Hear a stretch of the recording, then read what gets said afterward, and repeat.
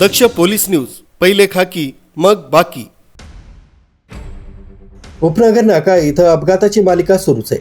मंगळवारी दुपारी इथल्या सिग्नलजवळ 3 वाहनांना सिटी लिंक बसची धडक बसली। त्यात 4 जण जखमी झाले।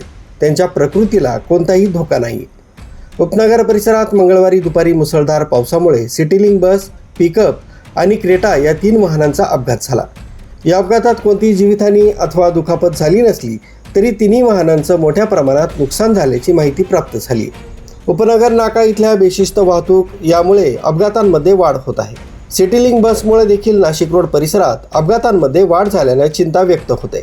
मिळालेल्या माहितीनुसार MH15 GV 7754 या क्रमांकाची सिटी लिंक बस द्वारका इथून नाशिक रोडकडे जात असताना पावसामुळे चालकाचा अंदाज चुकल्यानं बसची धडक पुढे असलेल्या MH15 JW 8967 क्रमांकाच्या पिकअप वाहनाला बसली।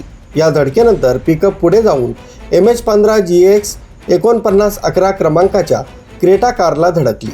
सिटी लिंकचा चालक राहुल चांदवडे हा बस चालवत होता। धडकेमुळे या बसची काच फुटली तर पिकअप चालकाच्या डोळ्याला तसंच डोक्याला मार लागला।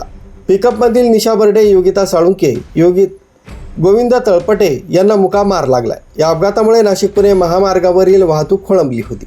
अपघातावेळी पिकअपमध्ये भाजीपाला भरलेला होता। सुदैवाने या अपघातात कोणालाही दुखापत झाली नाही। शहरात सिटी लिंक बस चालकांच्या अपघाताचं प्रमाण वाढलं असून ओव्हरस्पीड, वेडीवाकडी वाहनं चालवित असल्यानं अपघात होत असल्याचं नागरिकांनी सांगितलं आहे। अपघातानंतर परिसरात काही काळ वाहतूक विस्कळीत झाली होती। घटनेची माहिती मिळताच संबंधित यंत्रणा घटनास्थळी दाखल झाली आणि वाहतूक सुरळीत करण्यात आली। या प्रकरणी गुन्हा नोंदवण्याचं काम रात्री उशिरापर्यंत सुरू होतं। 2 दिवसांपूर्वी आगर टाकळी इथं ट्रकखाली सापडून मृत्यू झाला होता। नाशिक रोड परिसरात अपघातांची मालिका सुरूच असल्याचं आजच्या सिटी लिंक बस अपघातानं स्पष्ट केलंय। न्यूज ब्युरो, दक्ष पोलीस न्यूज, नाशिक रोड।